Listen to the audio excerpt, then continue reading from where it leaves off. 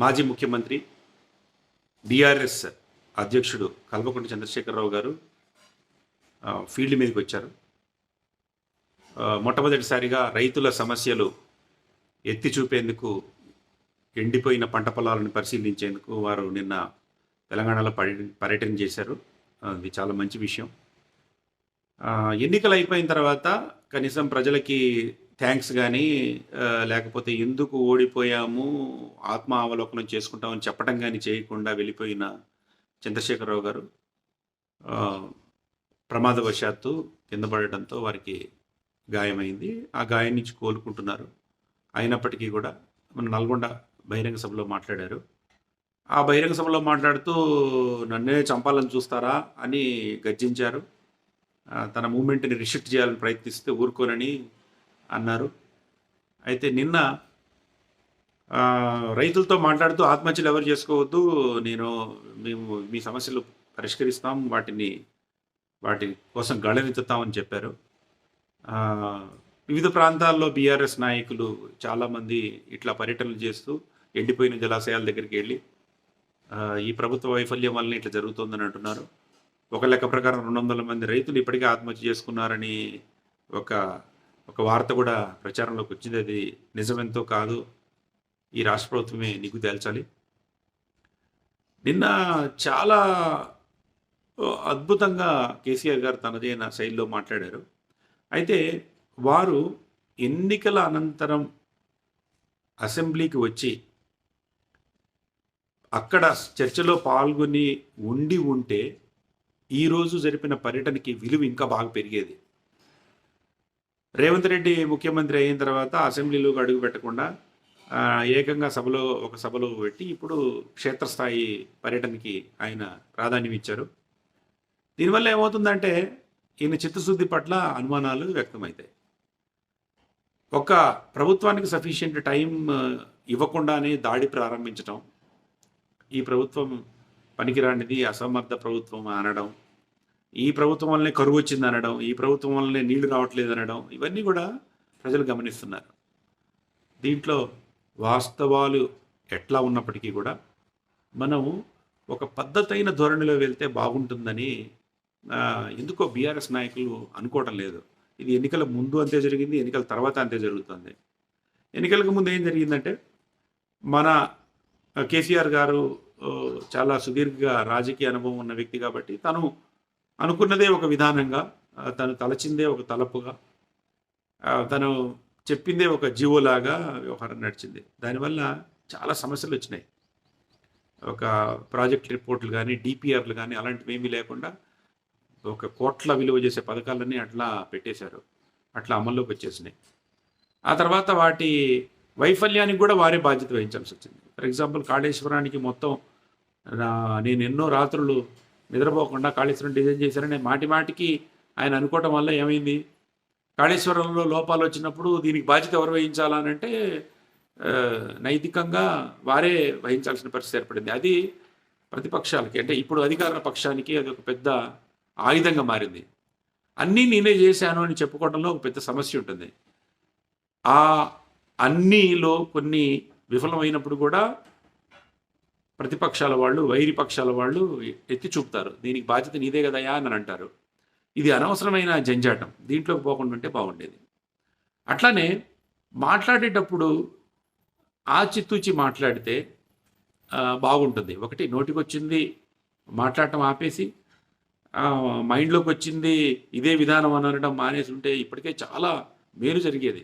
BRS hat trick దిశగా పోతున్న BRS self goals వల్ల దెబ్బతిని ఇప్పటికీ గుణపాఠాలు నేర్చుకోలేదని అనిపిస్తూ ఉంది.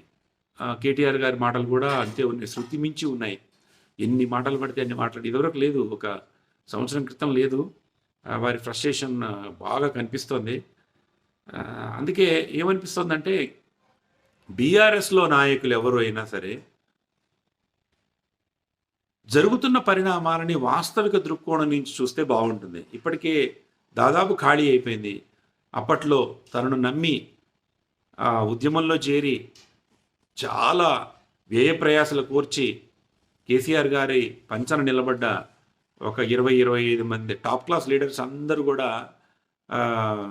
వీరు విముఖత చూపడంతో వెళ్ళిపోయారు.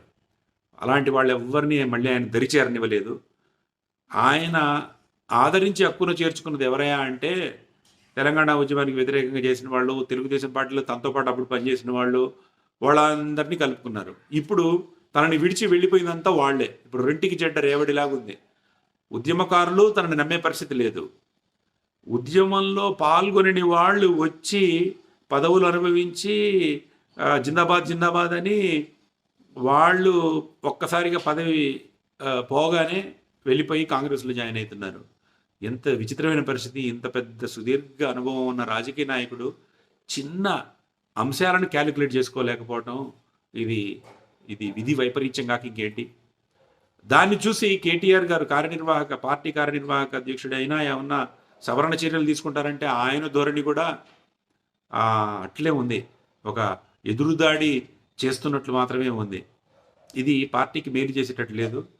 వలసలు విపరీతంగా పెరిగిపోయిన నేపథ్యంలో అసలు పార్లమెంట్కి బీఆర్ఎస్ పార్లమెంటరీ అభ్యర్థి అని అంటే ఎంతో డిమాండ్ ఉండాల్సిన పరిస్థితి, దాని పోయి నాకొద్దు బాబు, ఈ టికెట్ నాకొద్దు బాబు అని ముత్తుకుంటున్నారంటే చాలామంది. ఇది ఎంత దారుణమైన పరిస్థితి. వ్యవస్థాగత ఏర్పాట్లు చేసుకోకపోవడం వల్ల, అహంకార ధోరణి వల్ల, ఏకపక్ష నిర్ణయాల వల్ల జరిగిన పరిస్థితి కాదా ఇది? ఇది ఆత్మావలోకనం చేసుకున్నారో లేదో అర్థం కావట్లేదు. వరంగల్లో వాళ్ళు కడియం శ్రీహరి గారు లాంటి వాళ్ళు వెళ్ళిపోయారు. వాళ్ళ అమ్మాయి టికెట్ కోసం వారు కాంగ్రెస్లో చేరి, తను బీఆర్ఎస్ అభ్యర్థిగా ఎంపిక అయినా కూడా వద్దని కాంగ్రెస్లో చేరి కాంగ్రెస్ అభ్యర్థిగా ఆమె రాబోతుంది. ఇంతకన్నా అవమానకరమైన సంఘటన ఏముంటుంది? అట్లనే కేసీఆర్ గారి తర్వాత స్థానాన్ని అనుభవించిన కేకే గారు, కేశవరావు గారు కూడా పార్టీని వదిలేసి కాంగ్రెస్లో కలిసిపోయి ఇక తను తుది శ్వాస వరకు కాంగ్రెస్లోనే ఉంటారని చెప్పి వెళ్ళిపోయారు. అట్లా అందరూ ఒకళ్ళనొకళ్ళు వదిలిపెట్టి వెళ్ళిపోతుంటే భీష్ముడు అంపశయ్య మీద ఉండి చూసినట్టు చూడటం మన అగ్రనాయకుడి వంతయింది. అయినా కూడా రాజకీయాల్లో గెలుపు ఓటములు సహజం. చిన్న చిన్న సవరణలు చేసుకుంటే ఇప్పటికైనా బీఆర్ఎస్ ఒక ప్రతిపక్షంగా అద్భుతంగా రాణించే అవకాశం ఉంది. ఎందుకంటే కేడర్ ఉంది కాబట్టి, వనరులు కూడా ఉన్నాయి కాబట్టి. దానికి చేయాల్సింది ఫస్ట్ ఏంటంటే, ఈ రోజు నుంచి బీఆర్ఎస్ నాయకులు తాము మీడియాతో మాట్లాడుతున్నా, బహిరంగ సభల్లో మాట్లాడుతున్నా కాస్త ప్రిపేర్డ్ నోట్స్ మాత్రమే మాట్లాడాలి. నోటికి వచ్చింది మాట్లాడకుండా. అదొక్కటి చేస్తే చాలు, బీఆర్ఎస్కి చాలా మేలు జరుగుతుంది. వీళ్ళు ప్రిపేర్ గారు ఆ జనాలను చూసి ఊగిపోయి నోటికి వచ్చింది మాట్లాడి, బూతులు మాట్లాడి ఇరుక్కుంటున్నారు. ఇది అవాయిడ్ చేయాలంటే ఏకైక మందు ఒకటే ఏంటంటే, కేసీఆర్ గారితో సహా అందరూ కూడా ప్రిపేర్డ్ స్పీచెస్ కాస్త కమ్యూనికేషన్ నిపుణులకు చూయించి, నాయనా ఇది నీ మాట్లాడుతున్నా ఇది బాగుందా అని చూసి ఆ కమ్యూనికేషన్ చదవడం ఒకటి స్టార్ట్ చేయాలి. ఒక 6 నెలల పాటు వీళ్ళు నోటికొచ్చింది మాట్లాడటం ఆపేసి ప్రిపేర్డ్ టెక్స్ట్ మాత్రమే చదవడం పెట్టుకుంటే ఖచ్చితంగా బీఆర్ఎస్కి మళ్ళీ మంచి రోజులు వస్తాయి. అట్లా కాకుండా మేము ప్రజల్ని వృత్తలొగించినట్టు మాట్లాడగలం. ఉద్యమకాలం వేరు, ఈ రోజులు వేరు. ఎవ్వరూ ప్రజలు కళ్ళగుబ్బల్లి కబుర్లు నమ్మే పరిస్థితి లేదు. సోషల్ మీడియా వచ్చిన తర్వాత ఎవరికి వాళ్ళు కౌంటర్లు ఇచ్చే పరిస్థితి కూడా విపరీతంగా ఉంది. కాబట్టి కాస్త కమ్యూనికేషన్ అనే ఒక్క దాంట్లో సవరణ చేసుకుంటే బీఆర్ఎస్కి పునర్వైభవం వచ్చే అవకాశం ఎంతైనా ఉంది. ఈ విషయాన్ని నేను అగ్రశ్రేణి నాయకులకి పంపిస్తే వాళ్ళు ఏమంటారంటే, కేటీఆర్కి పంపించాము, మీరు వచ్చి మాట్లాడతారా అని అంటాడు. ఈయన పంపించాడో తెలియదు, ఆయన పిలుస్తాడో తెలియదు. 10 ఏళ్ల నుంచి చూస్తున్నాము. అనవసరంగా తప్పిదాల మీద తప్పిదాలు చేస్తూ బీఆర్ఎస్కి ప్రమాదకరమైన పరిస్థితి తెచ్చుకుంటున్న స్వయంకృత అపరాధం అది జరుగుతోంది. అది ఇప్పటికైనా ఆగితే బీఆర్ఎస్కి భవిష్యత్తు ఉంటుంది. లేకపోతే తెలంగాణ ఉద్యమం తర్వాత 10 ఏళ్ల పాటు పాలించి తర్వాత ప్రజల చీత్కారానికి గురైన ఒక పార్టీగా చరిత్రలో నిలిచిపోతుంది. ఏ పార్టీకి ఆ పరిస్థితి ఉండకూడదు. కేసీఆర్ గారు కానీ, కేటీఆర్ గారు కానీ కాస్త కమ్యూనికేషన్ నిపుణులతో మాట్లాడి ఆ యాంగిల్లో భజనపురుల మాటలు వినటం కాకుండా కమ్యూనికేషన్ నిపుణుల మాటలు మాట్లాడి వాళ్ళతో చర్చించి ఒక కార్యాచరణ ప్రణాళికతో ముందుకు వెళ్తే వాళ్ళ పార్టీ బతికి బట్టగడుతుంది. లేకపోతే మాత్రం చాలా కష్టం.